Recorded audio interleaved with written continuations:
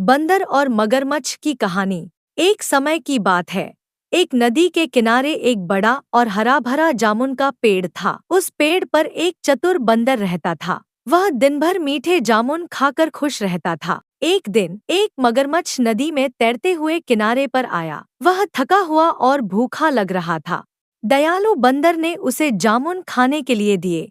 मगरमच्छ ने स्वाद लेकर जामुन खाए और बंदर का धन्यवाद किया। धीरे धीरे दोनों में दोस्ती हो गई। मगरमच्छ जामुन अपनी पत्नी को भी खिलाता था। मगरमच्छ की पत्नी को जामुन तो पसंद आए, लेकिन उसकी लालच बढ़ गई। उसने मगरमच्छ से कहा, अगर बंदर रोज इतने मीठे फल खाता है तो उसका दिल कितना मीठा होगा। मुझे उसका दिल खाना है। मगरमच्छ यह सुनकर दंग रह गया, लेकिन अपनी पत्नी को मना नहीं कर सका।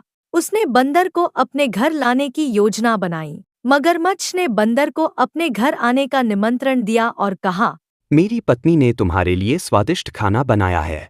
बंदर खुशी खुशी मान गया और मगरमच्छ की पीठ पर बैठकर नदी पार करने लगा। नदी के बीच में मगरमच्छ ने अपनी असली मंशा बताई। उसने कहा, मेरी पत्नी तुम्हारा दिल खाना चाहती है। चतुर बंदर घबराया नहीं और बोला, अरे मेरे दोस्त, तुमने पहले क्यों नहीं बताया? मेरा दिल तो पेड़ पर ही रह गया है। मुझे वापस ले चलो, मैं दिल लेकर आता हूँ।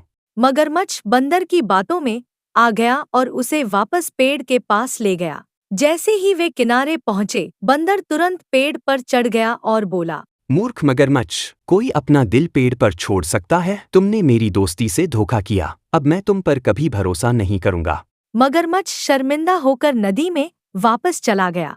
इस कहानी से हमें यह सीख मिलती है, बुद्धि और संयम से बड़ी मुसीबत को हराया जा सकता है।